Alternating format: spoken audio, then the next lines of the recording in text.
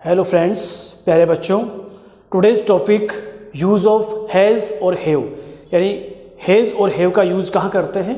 इनकी हिंदी होती है पास में होना, यानी पजेसन, यानी हमारे पास कोई चीज़ है तो हम हैज़ और हैव का यूज़ करते हैं। ओके, तो देखें, पहचान देखें इनकी। हिंदी के वाक्यों के अंत में पास है, यानी मेरे पास है, उसके पास है, ऐसे नाम आएंगे। या फिर ये नाम आ सकते हैं, मेरे भाई है, मेरे दो भाई है, उसके दो बहन है, उसके कई दोस्त है, या कोई नाम आ गया जैसे मेरे पास मोबाइल है, ये भी कुछ ही नाम आ सकते हैं। ठीक है, या कोई रिश्ता आ सकता है, जैसे मेरे चाचा ये है, मेरे पापा ये है, मेरी मम्मी है, इस प्रकार से। सेंटेंस स्ट्रक्चर कैसे बनेगा वो आपको देखना है। सबसे पहले क्या लगाना है आपको, सब्जेक्ट, जो हमेशा क्या होगा, सिंपल सेंटेंस के अंदर हमेशा नाउन या प्रोनाउन ही हो सकता है सब्जेक्ट। उसके बाद में आपको लगाना है, या तो लगाना है हेज या लगाना है हेव। और मैंने आपको बताया था कि हेज कहाँ लगाना है, हेव कहाँ लगाना। देखें, हेव लगाना है अगर आपके पास एज ए सब्जेक्ट यानी as a pronoun I, you, we, they और प्लूरल नाउन्स, यानी कोई ऐसा जैसे चिल्ड्रन, पीपल, इस प्रकार से नाम आ सकता है। हेज लगाना है हमें ही, सी, इट और सिंगुलर नाउन, यानी किसी व्यक्ति का नाम अगर आ जाए तो इनको याद करने का एक तरीका भी है जो मैं आपको बताऊं। जैसे I, you, we, they plural, have, he, she, it singular, has.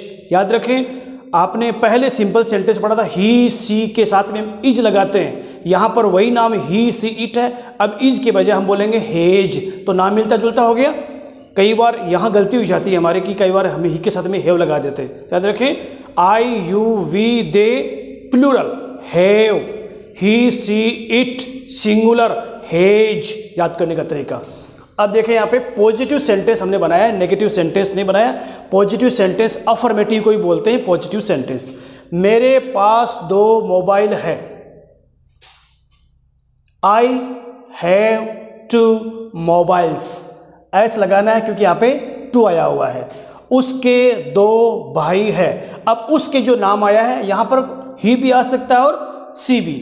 अगर जिसके बारे में आप बातचीत कर रहे हैं वो कोई मेल है, कोई लड़का है, आदमी है, तो आप ही लगाएं। या फिर अगर लड़की या कोई लेडी है तो आप क्या लगाएं, सी लगाएं। तो ही या सी हैज 2 ब्रदर्स, यहाँ पर भी ऐसा लगाएं क्योंकि यहाँ पे भी 2 आया हुआ है।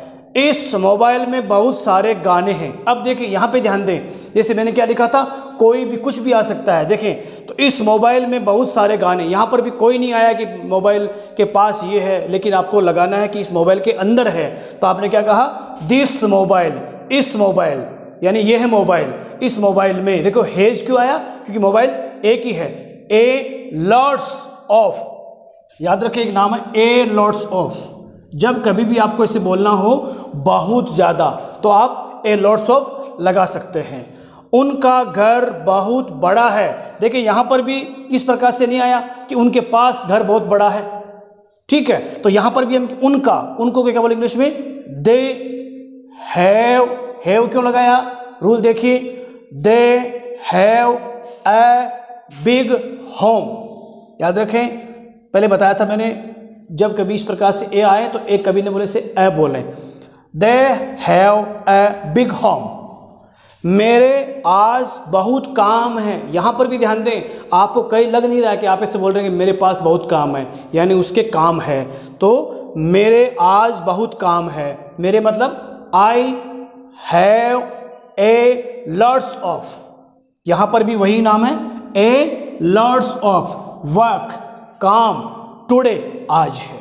ओके, नेक्स्ट सेंटेंस हमारा है, अयान के कई दोस्त हैं। तो यहाँ पर अयान एक सिंगुलर नाउन, जैसे सिंगुलर नाउन क्या लगा दिख दिया मैंने, अयान सिंगुलर क्या आएगा, हेज। अयान हैज़ मैनी का मतलब कई, फ्रेंड्स ऐसा लगा हुआ क्योंकि कई का मतलब एक से ज़्यादा। बच्चों के पास पाठ्यक्रम है, हिंदी वर्ड है पाठ्यक्रम, तो बच्चों मतलब ज़्यादा बच्चे हैं, यानी प्लूरल है।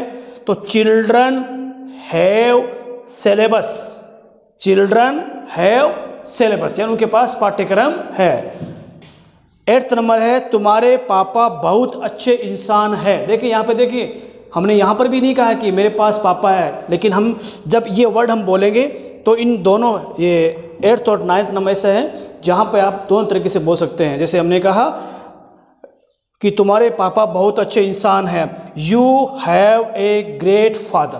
देखिए ग्रेट बोला है मैंने गुड की बजाय, अभी बताऊंगा आपको मैं कौन से ऐसे वर्ड है गुड की बजाय वर्ड आप बोल सकते हैं कि you have a great father. यहाँ आप ऐसे ही बोल सकते थे your father is great, both sentences are right.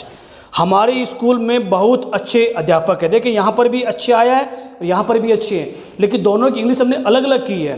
आप देखें यहाँ पे वी हैव, हमारे हैं, ब्रिलियंट यानी हमारे पास है, क्या है, ब्रिलियंट टीचर, दिमागी रूप से ब्रिलियंट कहा हमने, और यहाँ ग्रेट बोला, इसका मतलब है कि हमें सपोर्ट करते हैं, हमें हर तरह सपोर्ट करते हैं, तो हमने क्या बोल दिया, ग्रेट, ये बहुत ज़्यादा एबिलिटी है। और यहाँ टीचर्स के लिए ब्रिलियंट बोला, इसका मतलब है ओनली माइंड की बात की हमने। तो ये देखो डिफरेंस हुआ अच्छे में। तो ये आज की क्लास है।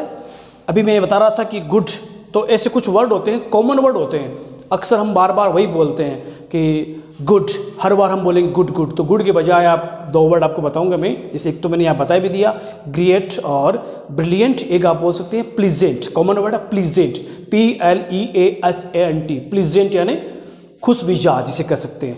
नाइस, कई बार हम हर बार एक ही बात बोलते हैं। कल मुझे किसी ने पूछा भी था इनबॉक्स में कि सर नाइस के लिए भी और वर्ड है क्या, तो ये उसके लिए भी है। नाइस के लिए दो वर्ड बता रहा हूँ आज मैं। आप नाइस के लिए बोलते हैं डिलाइटफुल, DELIGHTFUL, डिलाइटफुल, या बोल सकते हैं लाइकेबल, LIKEABLE, लाइकेबल, या बोल सकते हैं चार्मिंग, CHARMING, चार्मिंग, या एक वर्ड और है ग्रेसस, ये थोड़ा सा न्यू वर्ड है, ग्रेसस, GRACIOUS, ग्रेसस यहाँ पर भी। और वेरी गुड के बजाय भी आप फैंटास्टिक या इम्प्रेसिव या फिर आउटस्टैंडिंग बोल सकते हैं।